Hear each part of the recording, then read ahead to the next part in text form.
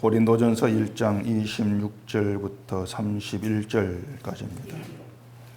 형제들아 너희를 부르심을 보라. 육체를 따라 지혜로운 자가 많지 아니하며 능한 자가 많지 아니하며 문벌 좋은 자가 많지 아니하도다.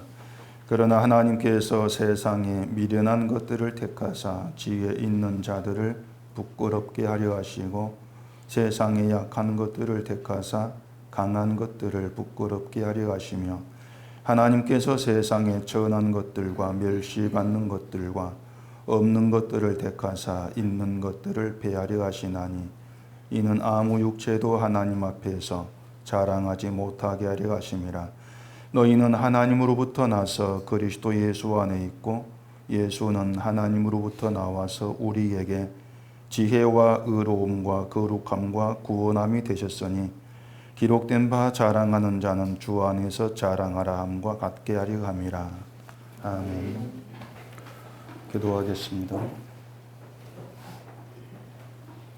하나님 아버지, 말씀이 아니면은 우리의 불의함을 보지 못한 채 그저 내가 예수를 잘 믿고 있거니 큰 착각에 빠질 수밖에 없습니다.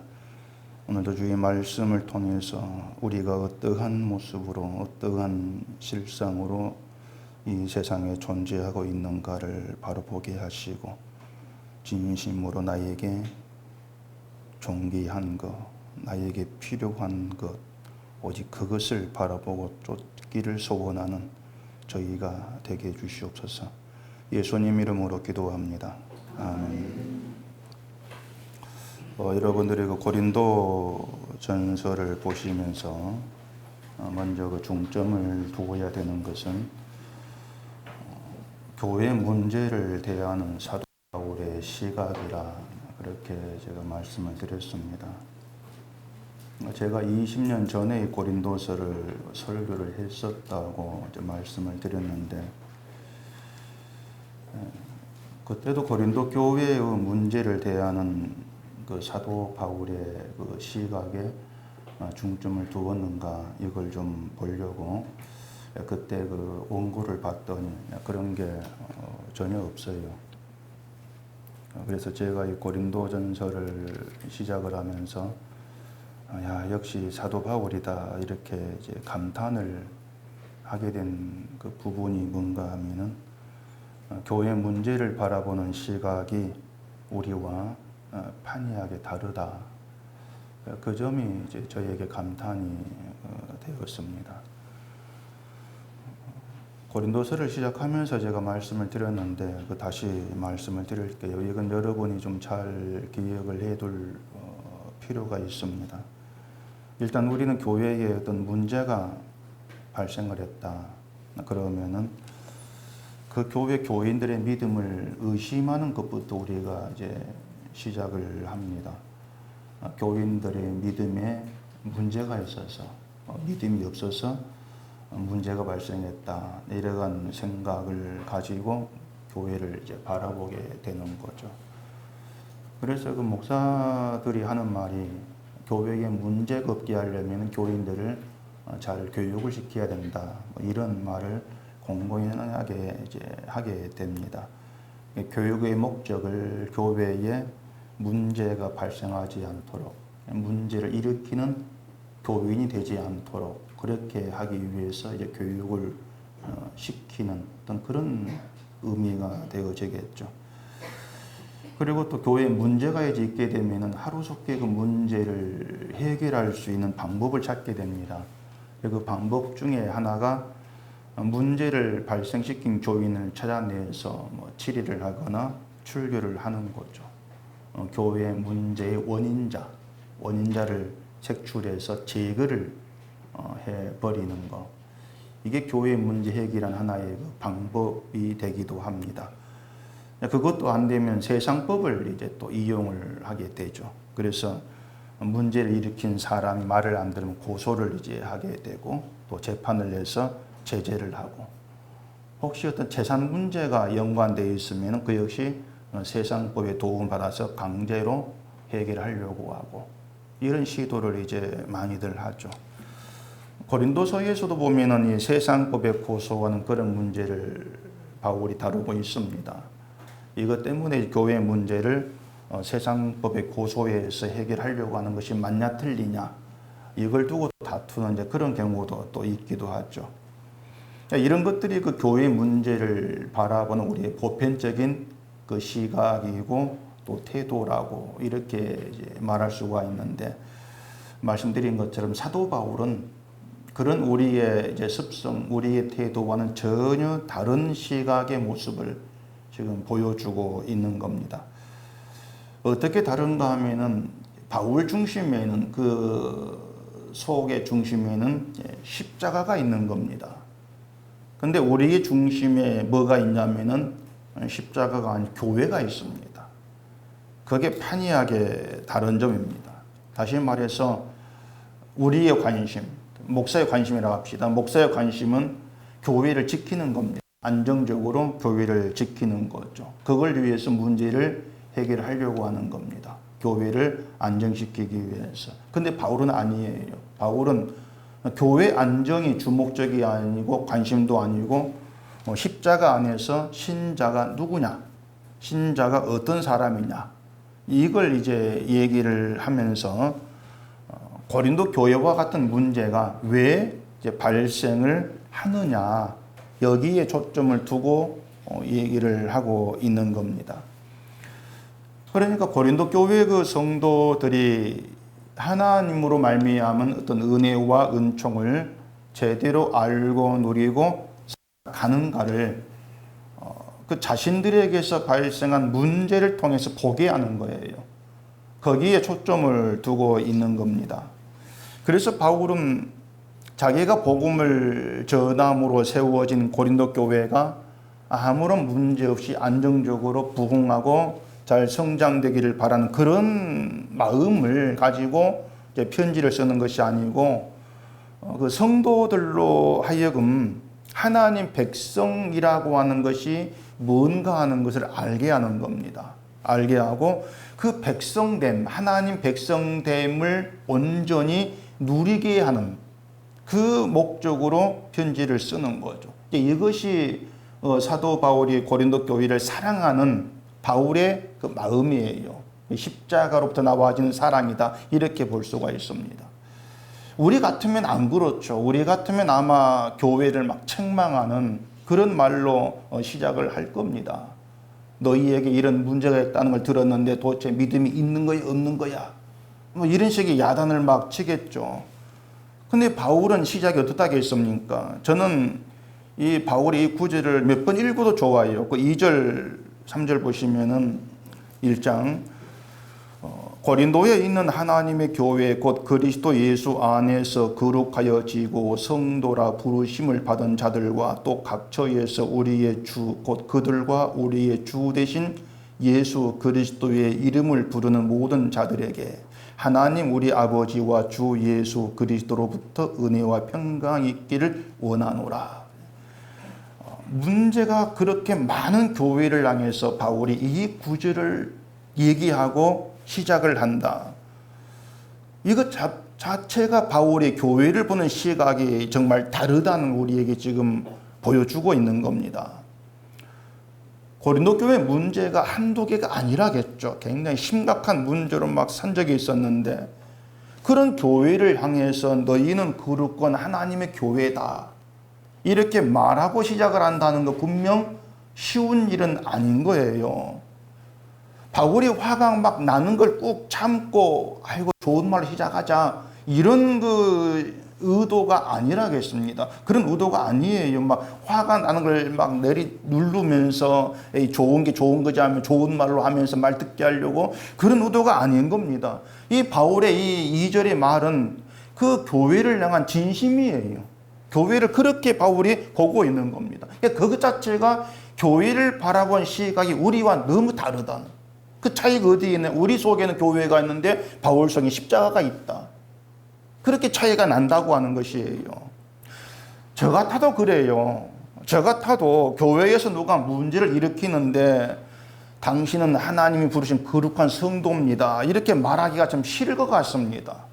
정말 싫겠죠. 오히려 참 저 사람 믿음이 있긴 한 것인가, 교회를 몇십 다녔는데 졌다고냐, 막 당신 그래 천국 못 가요, 막 이렇게 분풀이를 막 하고 싶을 그런 마음이 있을 거예요. 거기에다 설교로 막 묻어 나오겠죠. 사실 그 목사가 설교하면서 교인에게 화풀이한 경우가 굉장히 많이 있습니다. 제가 같은 업계에 종사하는 대강은 알아요. 같은 업계니까 헌금도 안 하고 봉사도 안 하면서 교회 다닌다는 것을 복받는다고 생각하지 말라. 이게 화풀이하는 겁니다. 부드럽게 해도. 그런 식의 설교가 뭐냐면은 헌금이 생각보다 안 나오고 또 교인들이 봉사 안 할 때 막 화가 나죠. 왜 저렇게 할까? 화풀이하는 겁니다.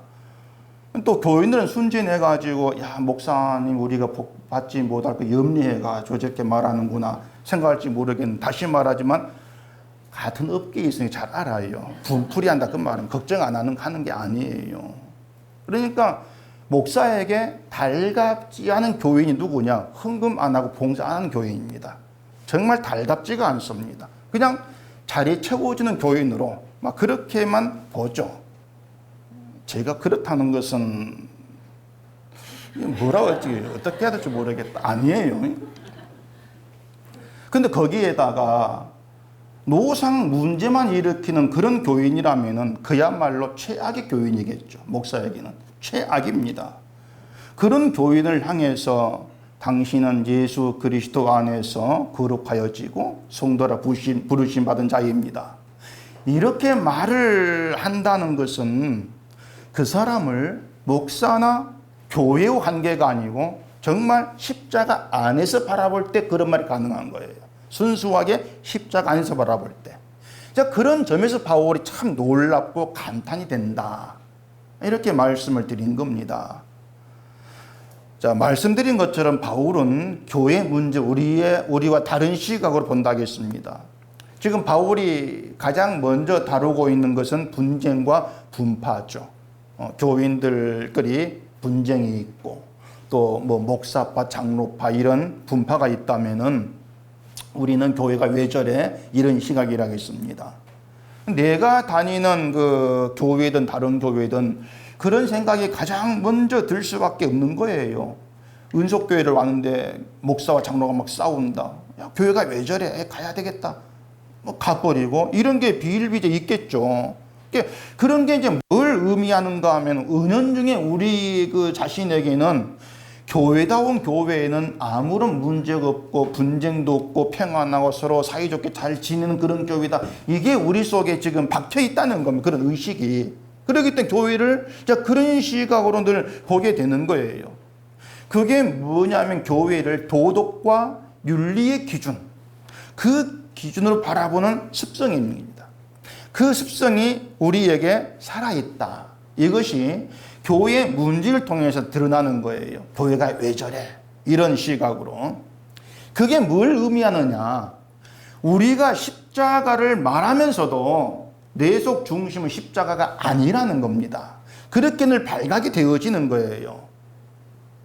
그래서 내가 말한 거, 나는 맞는 말 해. 내가 말한 걸 토대로 해서 자기를 생각을 하거나 자기의 믿음을 저울질하면 안 된다는 거예요. 내가 맞는 말을 하니까 내 신앙은 맞다. 천만의 말씀입니다. 엄청난 착각이죠. 내가 십자가를 얘기한다고 해서 내가 십자가 중심으로 살아간다. 이렇게 생각하지 마시고 내가 복음을 얘기한다고 해서 복음 중심으로 살아가. 그렇게 보지를 마시라는 얘기입니다. 그렇게 보면은 이 바울의 편지는요, 우리가 고린도 교회 문제가 아니고 우리가 십자가 복음에서 벗어나 살고 있다는 걸 보게 해주는 겁니다. 우리의 실상을 보게 해주는 것. 이게 바울의 편지. 바로 이것이 고린도서를 이해하는 데에 아주 중요한 그런 내용이 되는 겁니다. 그래서 고린도서는 우리가 고린도 교회처럼 하지 말자. 이것이 아니고 예수 안에서 부름받은 성도가 예수 안에서 사는 것은 어떤 것인가를 보게 하고 배우게 한다는 것. 그러니까 너는 과연 예수 안에서 살고 있느냐? 이걸 우리에게 묻고 있다는 것. 그걸 중심을 두고 보셔야 돼요. 그래서 고린도 교회에 대한 그 바울 편지 내용에는 너희들 그건 믿음으로 사는 건 아니니까 그렇게 하지 마. 고쳐야 돼. 이런 내용이 없어요. 이상하게. 문제를 다루면서 너희 그렇게 하지 마. 이런 게 등장을 하지를 않아요. 그 교회가 중점을 두고 말하는 것 중에 하나가 성화지 않습니까? 성화를 굉장히 많이 강조를 합니다. 뭐 성화는 다들 아시겠지만은 신자가 내적 외적으로 변화가 되면서 그 성품이나 행동이 점차 나아져가는 거, 변화되어 가는 거, 이게 성화 교리거든요. 이걸 신학적 용어로 점진적 성화라, 점차 나아가는 거, 이렇게 이제 말을 하고 있는데, 만약 이런 성화 개념, 신자는 점차 나아져 가야 된다는 이런 성화 개념이 성경적이라면은 바울이 고린도 교회에 어떤 그런 가르침을 주지를 않았겠냐고 하는 겁니다. 그렇게 얘기를 했겠죠. 믿음이 살아있는 성도라면은 점차적으로 변해져야 돼. 너희 좀 고쳐, 좀 나아져 가야 된다. 이런 말을 하지를 않았겠냐고 하는 겁니다. 그런데 고린도 교회를 바울은 예수 안에서 거룩하여진 성도, 이렇게 못 박아놓고 시작을 하고 있는 겁니다. 이것부터가 지금 바울에게는 성화 개념이라는 게 없는 거예요. 너희님이 거룩해졌다, 이렇게 못 박아놓고 시작을 하고 있다고 하는 것이죠. 그걸 놓치면 안 된다는 얘기입니다. 그래, 그들에게 어떤 문제가 있든지 간에 그걸 가지고서 너희는 이것 때문에 성도다가 아니야, 너희 또 이렇게 하니까 성도야, 이런 판단이 바울에게는 없는 거예요. 그게 희한하란 말입니다. 이런 말이 그 자칫 잘못 이해되면은 뭐 사람에게 어떤 문제가 있든지 간에 또 잘못이 있든지 간에 거룩한 성도니까 뭐 잘못이 있어 그냥 넘어가면 되겠다, 즉 그런 의미로 받으면 안 됩니다. 바울은 고린도 교회를 거룩한 성도라고 해놓고, 그러니까 너희 괜찮아, 어떤 문제가 있어도 괜찮아, 그렇게 넘어가지를 않아요. 바울이 말한 취지가 뭐냐면 너희의 신분은 거룩한 성도다. 그게 너희 신분이야. 근데 그런 문제가 왜 일어나는가, 그 이유를 생각하라고 하는 겁니다. 거룩한 신분인데 왜 그런 문제가 있지? 그 이유가 뭐지? 이걸 생각하라고 하는 거예요. 그 말이 뭐냐면 너희가 어떤 신분의 존재인가를 알라고 하는 것입니다. 그런 점에서 우리가 예수 안에서, 예수한 말하지 않습니까? 그 예수 안에서 우리가 어떤 신분의 사람이냐, 신자라고 하는 것이 어떤 신분의 존재냐, 이걸 생각을 하면서 과연 우리가 그 신자의 존재는, 그 신분을 우리가 잘 이해를 하고 그걸 증거하는, 나타내는 그런 자로 살아가는가를 점검을 해야 한다는 거예요. 예수 안에 있다고 하는데 예수 안에 있는 신자로 우리가 살아가는지, 그걸 점검을 해야 한다는 것이죠. 그렇게 신자가 어떤 신분의 사람인가를 잘 얘기해 주는 것이 30절이에요. 그 30절 보시면은 너희는 하나님으로부터 나서 그리스도 예수 안에 있고 예수는 하나님으로부터 나와서 우리에게 지혜와 의로움과 거룩함과 구원함이 되셨으니, 딱 한 구절인데 이 한 구절이 신자가 어떤 사람인가 하는 것을 잘 설명해 주고 있습니다. 이 한 구절에 다 들어있어요. 자, 신자는 예수 그리스도 안에 있습니다. 그리스도 예수 안에서는 뭐가 지혜고 뭐가 의로움이고 뭐가 거룩함이고 뭐가 구원입니까? 뭐가? 그리스도다, 이렇게 얘기해야 합니다. 그리스도예요. 그러니까 예수 안에 있다, 그 얘기가 무슨 뜻이냐면은 신자에게는 예수 안에 있다 그 자체로 완전하고 완성된 존재다, 그 말입니다. 예수 안이라는 것이 완전한 세계고 완성의 세계예요. 그 세계에 있는 거예요. 그리스도가 지혜이기 때문에 예수 안에 있는 것으로 신자는 지혜 있는 자입니다. 지혜가 있는 자예요. 그리스도가 의로움이기 때문에 예수 안에 있는 것으로 신자는 의로운 자입니다. 그리스도가 거룩함이기 때문에 예수 안에 있는 것으로 신자는 거룩한 신분의 사람입니다. 그리고 구원된 사람이에요. 그러니까 예수 안에 있다, 그 얘기는 너희 자신이 어떻게 살고 어떤 문제가 있고 그걸 일단 보지 말라는 얘기입니다.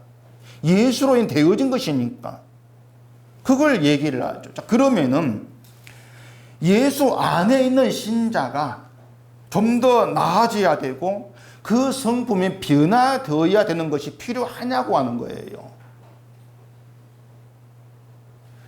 이 말을 우리가 좀 더 나아질 수가 있는데 나아질 필요가 없고 변화될 수가 있는데 변화될 필요가 없다, 이렇게 들으시면 안 됩니다.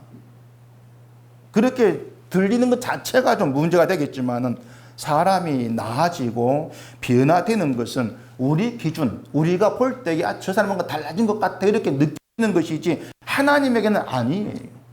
하나님에게는 좀 나아졌구나, 또 변화되었구나, 이렇게 선언될 인간이 없습니다. 존재치를 않아요. 그래서 예수 안에 산다는 걸 이렇게 오해하지 마세요. 예수 안에 있다는 것을 내 성품, 내 행실이 변화되는 거, 그게 예수 안에 있는 거, 이렇게 오해하지 마시라는 얘기입니다. 내가 달라지는 거. 근데 예수 안에 있는, 그렇게 오해를 하는 게 지금 교회의 그 성경에 대한 이해예요. 자, 예수 안에 있습니다. 그러면 예수를 닮아가야 되고, 예수를 닮아간다면 뭔가 달라져야 변화 있어야 하는데 왜 그대로 옵니까? 자꾸 이렇게 다구치고 있는 것이죠. 그러면 듣는 사람 답답해요. 누군 변화 안 되고 싶나? 누군 안 달라지고 싶나? 근데 안 된다는 얘기죠.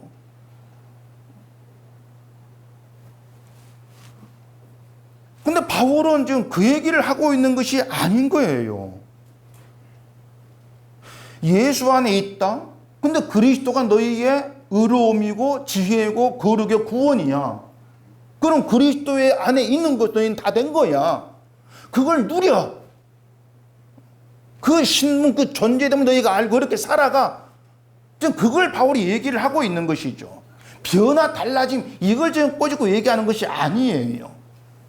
근데 예수 안을 잡고 이제 변화, 달라지는 그런 성화 개념, 이제 그렇게 이해를 하다 보니까 어떤 현상이 있게 되는가 하면은 이제 변화되고 뭐 달라지고 열심히 있고 뭔가 업적을 이룬 이런 것들이 잘 안 꺼낸단 말입니다. 난 이렇게 달라졌습니다. 난 이렇게 나아졌습니다. 난 이걸 했습니다. 그래서 간증을 들어오면은 참 많이 나오는 것이 막 뭐 술 먹고 뭐 하다가 술 끊고 뭐 하고 막 이걸 간증글을 많이 내지 않습니다. 이게 달라졌습니다. 그런 아멘하고 막 그런 것이죠. 그럼 그 자리에서 아예 날 때부터 술 안 먹고 담배 안 피면 뭡니까 그것은?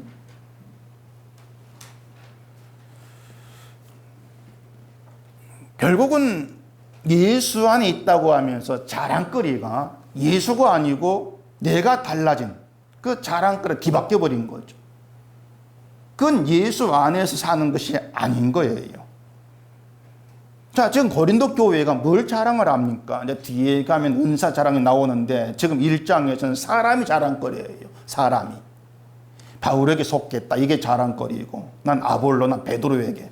각기 자기 자랑을 내세우는 거죠. 그러다 보니까 바울에게, 아볼로에게 이것을 이제 내어놓고 비교하고 경쟁하고 이게 분쟁, 이게 분파가 되는 거예요. 그걸 생각하면은 바울의 교회를 예수 안에 부름받은 성도 이렇게 말한 이유를 우리가 알 수가 있습니다. 그것은 너희는 예수 안에 부름받은 거룩한 신자니까 예수 안에 있는 대로 살아가라. 그렇게 사는 게 뭐냐? 그 사람 가지고 자랑 안 한다. 그거예요. 예수 안에 있는 것이. 예수 안에 있을 때 너희 거룩은 그리스도야. 너희 그럼 자랑이 뭐지? 예수 그리스도가 너희 자랑이야. 근데 왜 사람을 자랑하지? 그걸 바울이 지금 얘기를 하고 있단 말입니다. 그래서 사도 바울은 이제 예수 안에 있는 자로 사는 것을 31절에서 이렇게 얘기하죠. 기록된 바 자랑하는 자는 주 안에서 자랑하람과 같게 하려 함이라. 주 안에서 자랑하라. 그걸 예수 안에 있는 신자로 얘기를 하고 있는 겁니다. 그 기록된 바 이렇게 얘기하는 것은 이제 구약에 있는 말씀을 인용했다 이러한 뜻이죠. 그 구약 에레미야 9장에 그 얘기가 나옵니다. 에레미야 9장 23절 여호와께서 이와 같이 말씀하시되 지혜로 온 자는 그의 지혜를 자랑하지 말라. 용사는 그의 용맹을 자랑하지 말라. 부자는 그의 부함을 자랑하지 말라.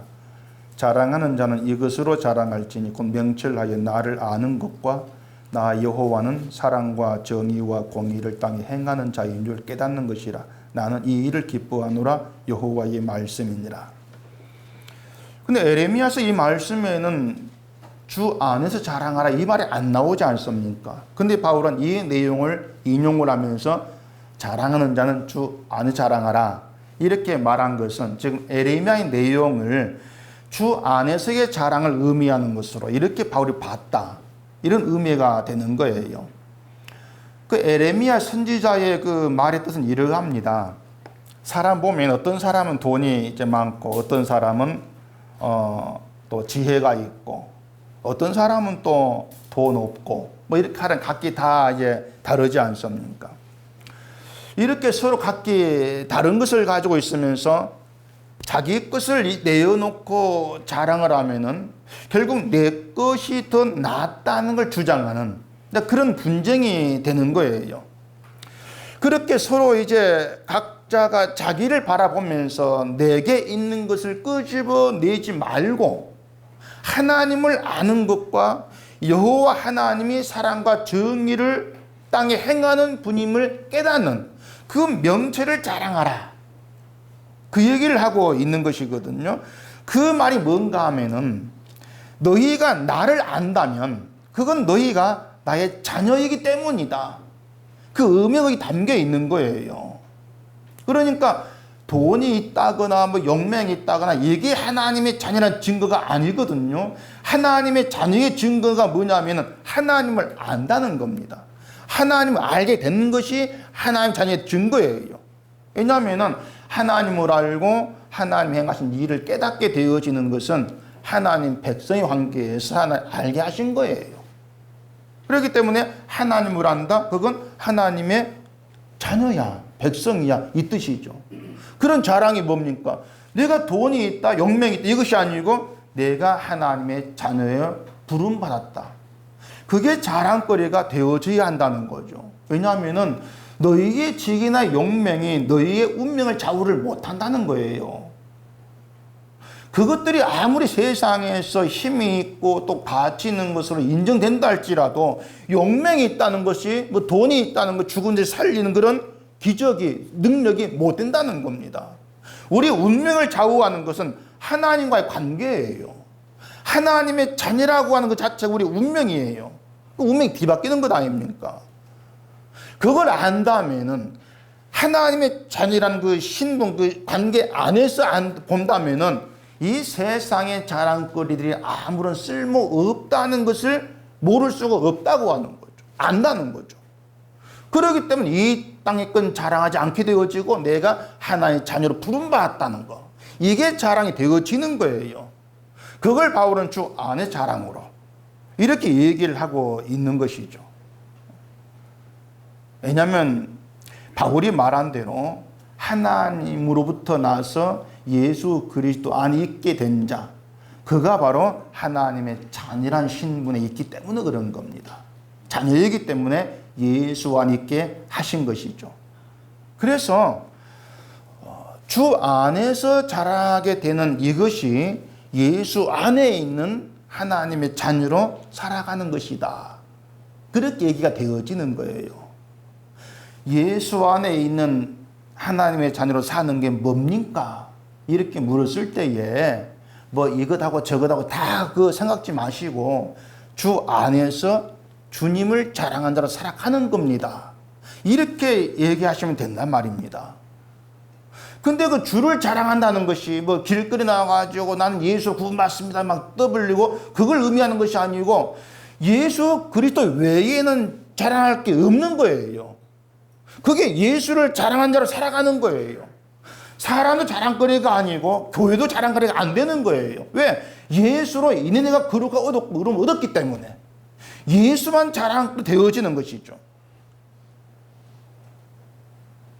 우리는 얘기한 대로 예수 믿게 된 것으로 지혜 있는 자 이렇게 여김받고 있고 의로운 여김받고 있다는 얘기입니다. 그렇기 때문에 주 안에서는 예수 그리스도만이 자랑거리가 되는 것이지 그 외에 그 어떤 것도 자랑거리가 될 수가 없다는 것이죠. 그렇게 살아가는 것이 내가 하나님의 자녀 거룩함을 위한 백성됨 그 신분으로 살아가는 것이라 그 신분을 아는 것이다. 그걸 바울이 얘기를 하고 있는 겁니다. 제가 늘 말씀을 드린 것처럼 우리 인생의 답은 예수 그리스도예요. 하나님 우리를 예수와 있게 하셨다는 것은 인생의 답을 주셨다는 겁니다. 그러면은 우리에게 남은 게 뭐겠습니까? 하나님 주신 그 답이 내 인생의 정답이다. 예수만이 답이다. 그걸 깨달으며 살아가는 거죠. 그게 여러분이 살아갈 인생에 남은 거예요. 그래서 우리에게 남은 평생이 그리스도가 왜 내 인생의 정답이고 길이고 진리고 생명인가를 확인하고 깨달으면서 가는 길입니다. 그게 여러분의 평생이 되어져야 돼요. 자, 우리 인생에서 예수가 없으면 어떻게 되겠습니까? 여러분의 인생에서 예수가 없으면 어떻게 되겠는가? 뭐 지옥 가겠지. 그건 원론적인 답이고 좀 더 바꾸고 얘기하면 우리 인생에서 예수가 없으면 우리가 예수를 모르게 되면은요 어떤 현상이 나오냐면 모든 것을 내 힘으로 이루려고 합니다. 그게 예수 없는 인생이에요. 예수가 빠져있고 나만 남아있죠. 그렇기 때문에 내가 이루어야 돼요. 그렇게 달 수밖에 없는 거예요. 인생에 예수님이 있게 되어지면은 그 예수님이 그냥 계신 것이 아니고 모든 걸 이루신 분으로 계신단 말입니다. 그럼 내가 이룰 게 없어지는 거죠. 남은 것은 그 모든 걸 이루신 주님을 자랑하는 것만 남는 거예요. 아시겠습니까? 예수님이 없는 인생에서는요, 의로움도 거룩도 구원도 내가 이루어내야 한단 말입니다. 내가 해야 돼요. 그렇기 때문에 신앙 열심히 있어야 생각을 하고, 변화도 있어야 되고, 좀 나아져야 되고, 또 뭐 내가 이루는 업적도 있어야 되고, 여러 가지가 막 다가올 수밖에 없는 거죠. 근데 예수님이 있으면은 그 모든 게 다 있는 거예요. 의도 있고 거룩도 있고 구원도 다 있다. 예수 안 다 있는 거야. 그러면 할 게 없네. 놀자. 놀면 된단 말입니다. 노세요. 잘 노세요. 그러니까. 근데 여러분 정말 놀 수 있겠습니까? 마음 편히 잘 놀 수 있겠습니까? 못 놉니다. 왜 못 노냐? 불안해서 못 놉니다. 불안해져요. 대개 부모들이 그 아이들 학원 보내는 것을 좋아하지를 않습니다. 돈도 들고 하는데 왜 좋아하겠습니까? 될 수 있으면 좀 놀게 해줄 마음도 있겠죠. 근데 보낼 수밖에 없어요. 왜 그런지 아시겠죠? 불안하죠. 내 아이는 노는데 옆 집안 학원 5개를 간다. 불안하죠. 내 아이는 뒤처질까 봐서. 나는 노는데, 놀지도 않겠지만, 노는 옆에서는 기도하고, 막 성경 보고, 봉사, 구제하고, 정말 열심히 신앙생활하는 것을 보고 있으면 어떨 것 같습니까? 불안해집니다. 내가 혹시 잘못하고 있는 건 아닌가? 저 신목사 엉터리 아니야? 속는 거 아니야? 불안할 수밖에 없는 거예요. 근데 논다는 것은요, 교회에서 아무것도 안 한다. 그 뜻이 아닙니다. 기도도 안 하고 성경도 안 보고 교회 신경 쓰지 않고 이게 노는 것이 아닌 거예요.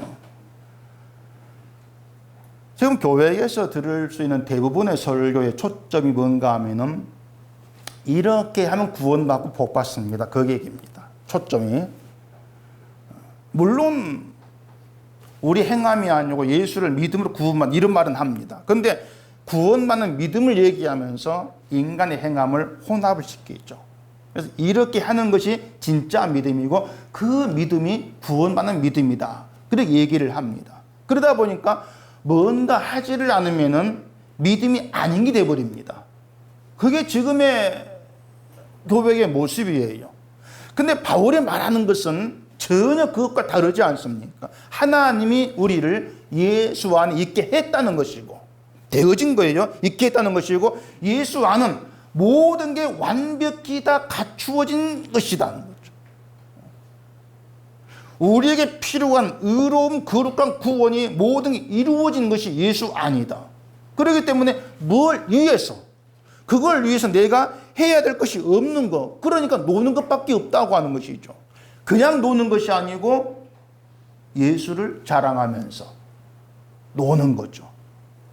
기도하면서 놀아요. 기도하면서 놀고 성경 보면서 놀고 예배 드리면 놀아요. 지금 이게 노는 거란 말입니다. 무슨 말인가 하면 뭘 해도 일로 여기지를 않는 거죠. 여러분 예배를 일로 여기면 어떻게 되는지 압니까? 내가 예배를 드렸으니까 복 받겠지. 이게 일이에요. 뭔가 보상을 구하는 거죠. 기도하면서 내가 열심히 기도했으니까 응답하겠지. 그게 일하는 겁니다. 이해가 되실? 항상 제가 얘기하면 이게 이해가 될까 염려가 됩니다. 난 아는데 혹시 모르면 어떻게 될까. 그래서 확인하고 싶으면 대답은 안 하고 그냥 넘어가야 되죠. 할 수 없이 그냥 묻고 넘어가야 되죠. 다시 얘기할게요. 예수 그리스도 안에서 우리는 일하는 게 없습니다. 일이 없어요. 놀아요. 뭐하고 논다고요? 기도하며 놀고 성경 보고 놀고 예비하고 놀고. 그게 뭐냐면 내가 이렇게 했으니까 뭐가 되겠고 주시겠지. 그 자체가 없는 거. 그냥 주 안에서 모든 게 주어진 것에 대한 기쁨과 감사와 찬송이 어울려진 거. 그럼 예배하고 나서 또 뭘 받겠다는 전혀 없지 않습니까? 자랑거리가 안 되잖아요. 예수님만이 자랑거리니까. 그렇게 좀 잘들 노시라는 겁니다.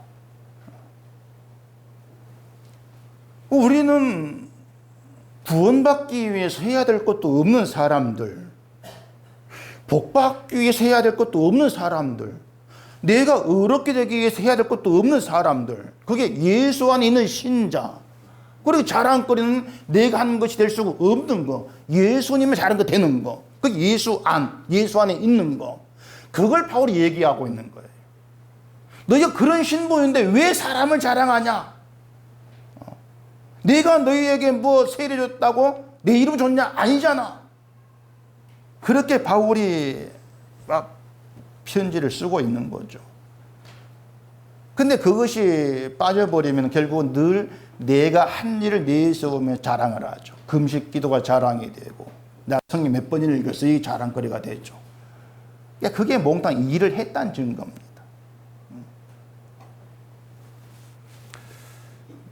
예수를 찾던 무리들이 예수님께 어떻게 하여야 하나님의 일을 할 수 있습니까? 이렇게 물었죠. 예수님이 뭐가 하나님 일을 하겠습니까? 하나님 보내신 자 예수를 믿는 게 하나님의 일이다. 이렇게 얘기를 했습니다.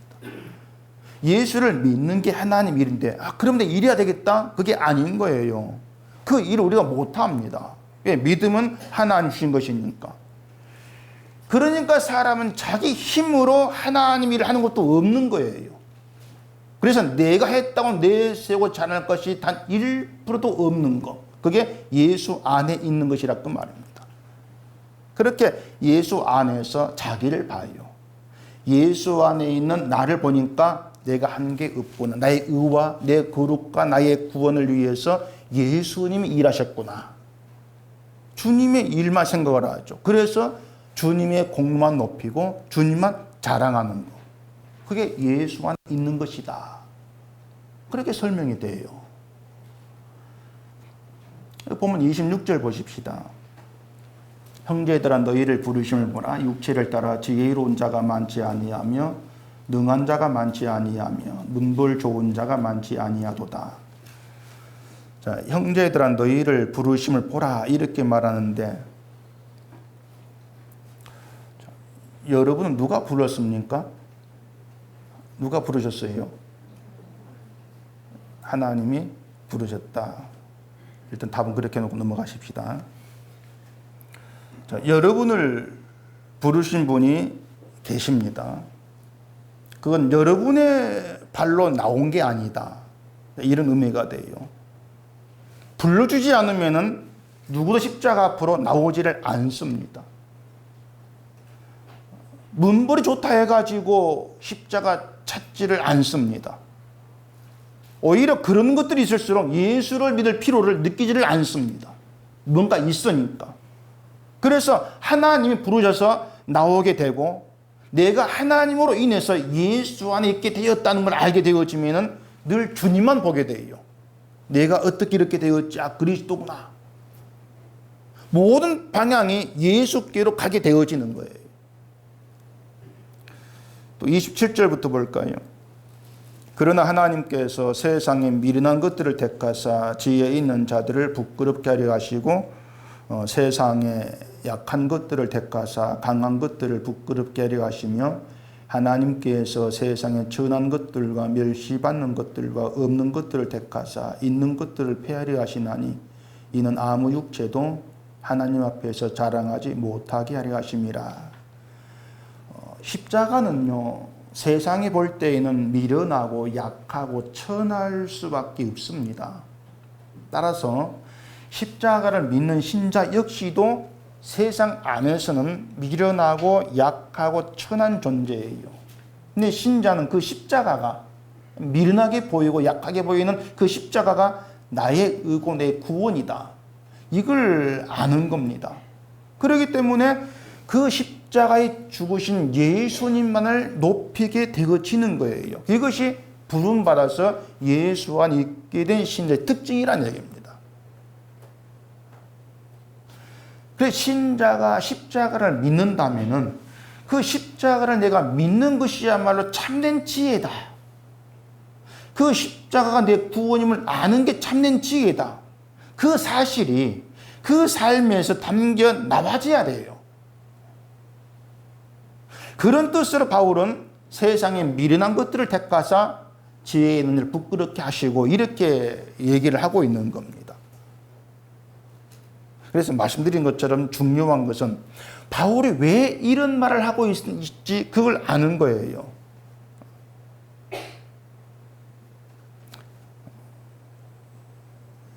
자랑은 좋지 않은 건 자랑하지 마. 이런 취지가 아니다는 것을 제가 말씀을 드렸죠. 십자가를 알고 예수 안에 있게 된 신자에게서는 어떠한 삶으로 나와져야 되는가? 그걸 지금 얘기를 하고 있는 것이라고 말씀을 드렸던 거예요. 그래서 바울은 교회에 분파가 있다는 것 자체가 그들이 십자가의 안에 있다는 것, 예수 안에 있음이 뭔가를 모르기 때문이라 알고 그 예수를 얘기하고 십자가를 얘기를 하고 있는 것이죠.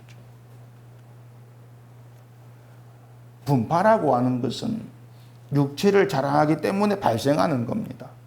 육체의 것을 가치 여기고 자랑하는 것, 이게 문제죠. 그게 예수 안에 있으면서 주를 보지 않는 그런 모습일 수밖에 없는 거예요. 우리에게 정말 위대한 가치, 그건 예수 그리스도, 이건 뭐 이견 없지 않습니까? 그럼 그렇게 살아가라는 얘기입니다. 그렇게 살아가는 것이 뭐냐? 예수 안에 자랑되 육체가 없다는 거, 주님만 자랑되는 거 나와지는 것이죠. 그게 여러분이 남은 삶에서 나타내야 될 그런 모습이 그렇게 인도받고 있다는 것을 알아야 되는 거예요.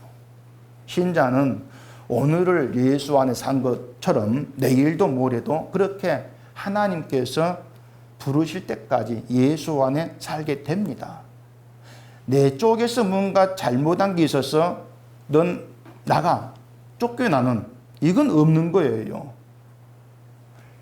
그래서 안심하고 마음대로 살라는 것이 아니고 예수 안에 부름 받았다는 것이 이렇게 복된 거구나. 그걸 자랑하는 그런 평생이어야 된다 그 말입니다. 그게 자랑이 되어야 한다고 하는 것이죠. 그렇기 때문에 난 바울에게 속했다. 이런 자랑이야말로 너무 어리석은 것이다. 그렇게 얘기를 하죠. 예수 안은 세상에 볼 때는 아무것도 아닌 거예요. 근데 예수 안이 어떤 세계이냐? 이걸 알게 되어지면 그건 굉장한 게 예수 안입니다. 정말 굉장한 세계죠.